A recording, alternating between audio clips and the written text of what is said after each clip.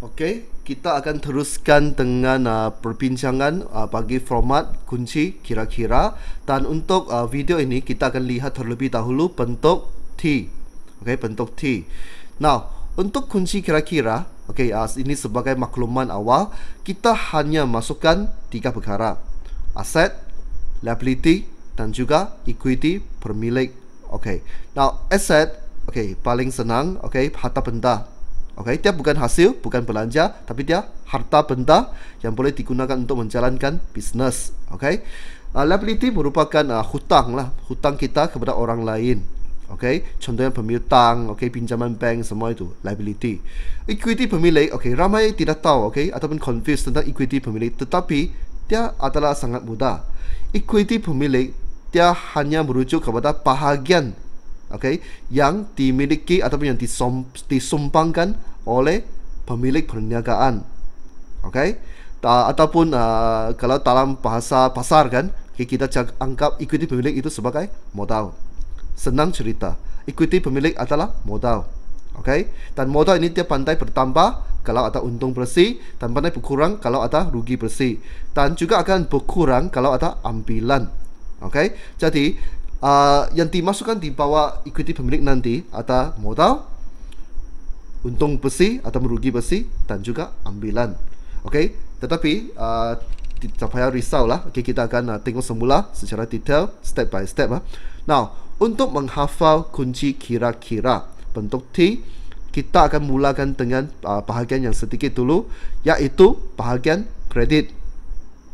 Okey, sama dengan tadi ya. Okey, kita akan iaitu penyataan pendapatan dan juga akaun perdagangan untung rugi. Kita sentiasa mula dengan kredit, sebab kita buat dulu perkara yang mudah dulu. Okey, jangan susahkan diri awal-awal lagi ya. Now, untuk sebelah kredit, okey, kita ada 3 komponen. Okey, tapi singkat-singkat punya, tidak susah.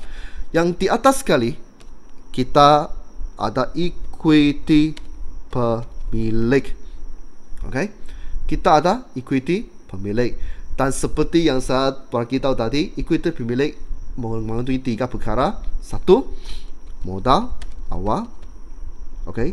2, tambah untung bersih. Kalau untung bersih tambahlah, kalau rugi bersih macam mana? Tolak. Okey, good.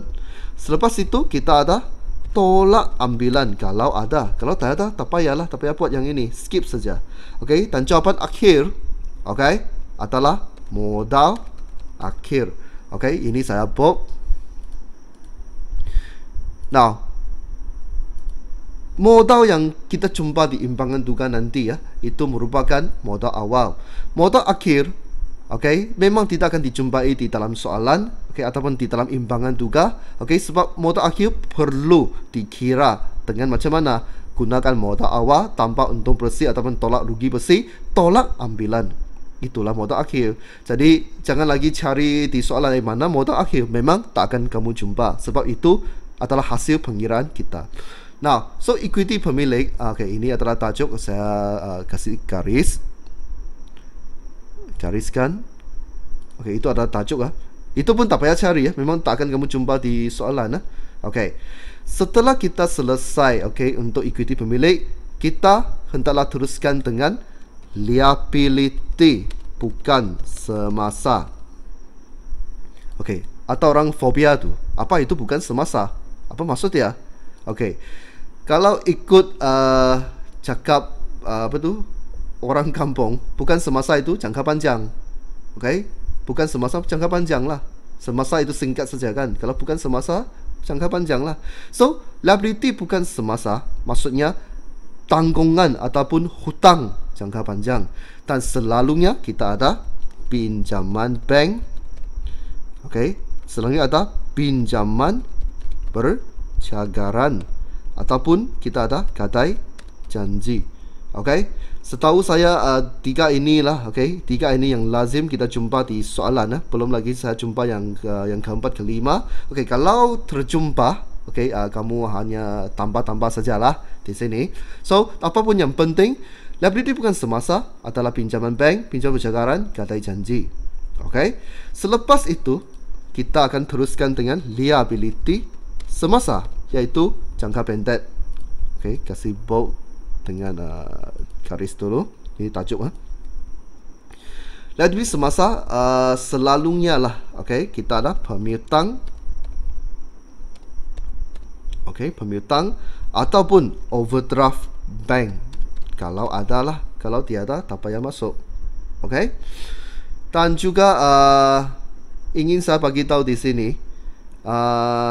kadang-kadang kita akan melibatkan perkara-perkara yang seperti terdahulu, teraku. Okey. Now, untuk masa sekarang saya tidak akan sentuh yang itu tentang teraku terdahulu sebab saya risau anda akan rasa bingung. Okey. Jadi di sini untuk peringkat sekarang saya hanya memperkenalkan item-item yang lazim, okay, ataupun yang asas, okay, untuk supaya anda lebih mudah mengingati format kunci kira-kira. Okay. Jadi untuk yang teraku terdahulu itu kita ada video-video yang seterusnya lah. So jangan risau. Apapun untuk sekarang ini dulu. Okay. Fokus kepada ini dulu. Okay. Jangan fikir banyak-banyak. Now, satu perkara lagi ingin saya ingatkan. Susunan di sini, tajuk-tajuk ini adalah tetap. Kita tak boleh ubah sebarangan. Contohnya, kita mesti mula dengan ikuti pemilik di atas. Liability bukan semasa. Liability semasa. Kita tak boleh suka hati kan? Liability semasa di atas. Kemudian, liability bukan semasa di tengah. Ikuti pemilik di bawah. Tak boleh. Okay? Dan mesti ikut turutan macam begini. Ikuti pemilik di atas. Liability bukan semasa di tengah. Liability semasa. Mesti ikut ikut turutan. Now, selalu juga kita jumpa soalan tidak mengantungi sebarang liability bukan semasa. Jadi, kalau tiada apa-apa item liability bukan semasa, apa mau buat? Okey, kamu abaikan saja. Skip saja, tak perlu tulis apa-apa untuk liability bukan semasa. Biarkan, abaikan. Okey, biarkan dia di situlah. So, maksudnya kalau tiada liability bukan semasa, selepas kamu buat equity pemilik sampai modal akhir, kamu akan terus sambung dengan liability semasa. Kalau soalan itu tidak ada liability bukan semasa. Okay, clear? So, itu tentang bahagian kredit. Jadi saya recap sedikit. Untuk bahagian kredit, mula-mula ada equity pemilik, modal awal, tanpa untung bersih atau rugi bersih. Now, untung bersih, rugi bersih kita boleh cari dari mana? Yes, you are. Okay, di penyata pendapatan, di bahagian untung rugi. Okay, so jangan lagi tanya, okay, cikgu kenapa tiada ini dalam untung bersih dalam imbang juga? Okay, memang tak ada sebab dia wujud di dalam akaun untung rugi, wujud di penyata pendapatan. Ini adalah yang kamu kira, memang tak akan tunjukkan di dalam jawapan, dalam soalan. Okay, kemudian ambilan. Okay. Yang masuk lagi di sini, liability bukan semasa, pinjaman bank, pinjaman pencagaran, gadai janji, liability semasa, pemiutang, overdraft bank. Okey, selesai dengan bahagian kredit, kita move pula ke bahagian debit. Nah, bahagian debit, kita akan mulakan dengan aset bukan semasa. Okey, saya tahu memang ramai pelajar rasa fobia tu dengan bukan semasa dengan semasa. Fobia, takut betul. Keliru betul, tidak dapat dibezakan. Okey, senang saja. Aset bukan semasa, harta benda lah kan. Okey, dan selalu kalau guna bahasa orang kampung kan. Okey, saya akan cakap dengan student.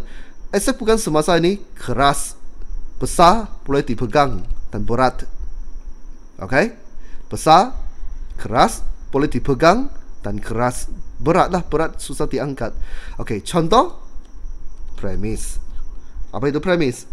Bangunan, kedai kah, rumah kah, premis. Keras kan?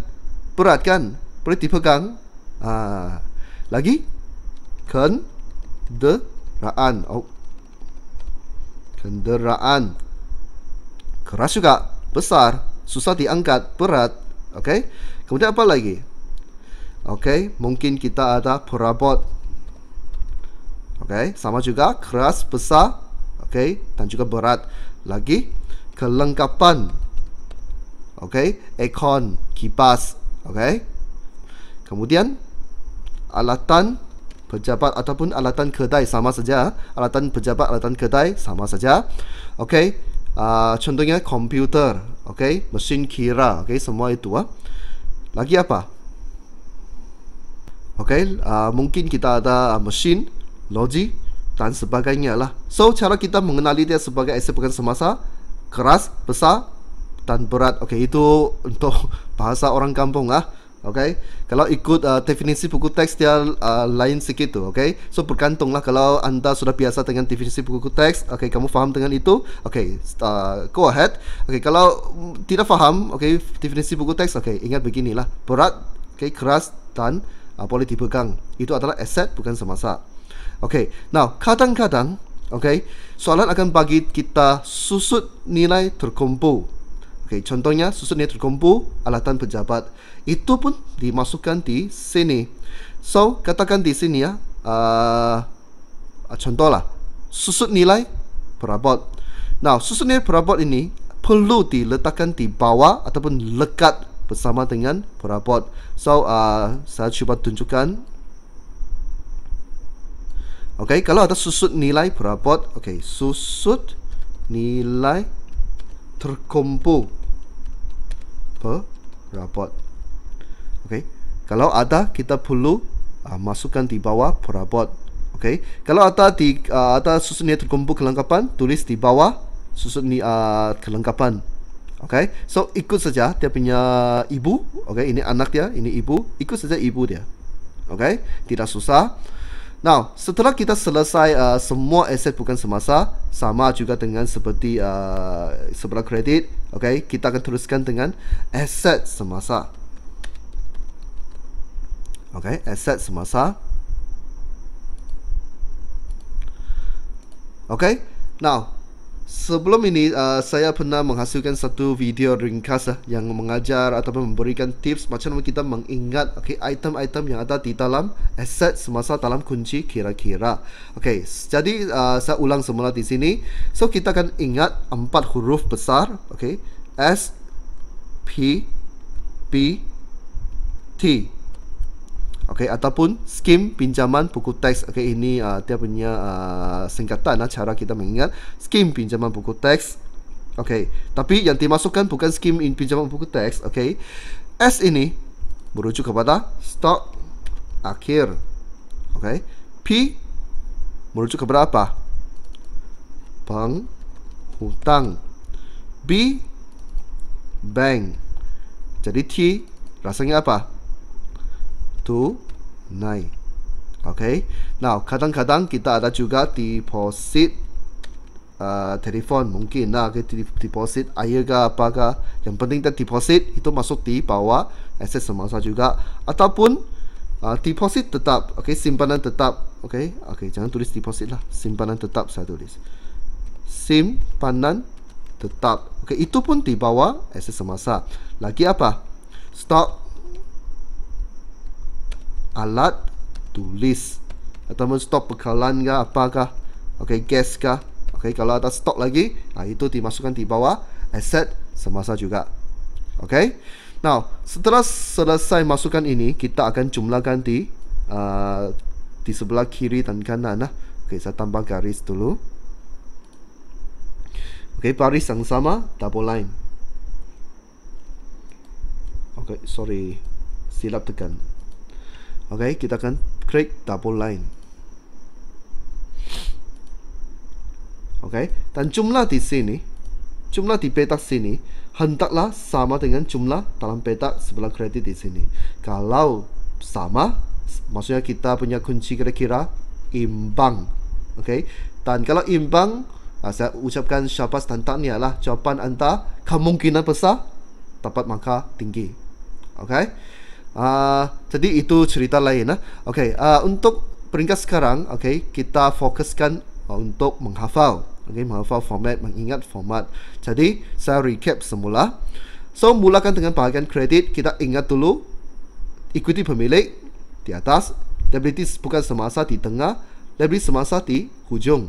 Okey, dan di bawah ikuti pemilik atau modal awal, untung bersih, ambilan.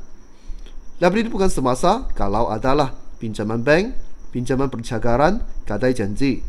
Liability bukan liability semasa, pemiutang, overdraft, bank kalau ada.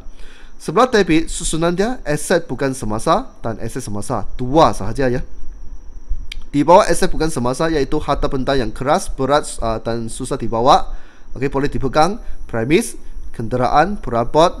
Okey, kalau ada susun dia terkumpul, masuk juga ikut ibu dia. Okey, atau ikut dia punya induk. Okey, kita panggil itu sebagai account induk. Kelengkapan, alat tulis, mesin logi dan sebagainya lah. Okey. Untuk aset semasa yang ringan, okey, yang lebih ringan, yang bukan semestinya keras, stok akhir, penghutang, bank, tunai, deposit, telefon, tidak boleh dipegang kan ini kan. Jadi aset semasa. Simpanan tetap, stok alat tulis dan lain-lain lagi. Okey, selepas itu jumlahkan, okey, dapat angka yang sama lah. Jadi cuba gunakan sedikit masa untuk menghafal kunci kira-kira. Okey, jadi mengikut turutan yang saya showkan tadi ya.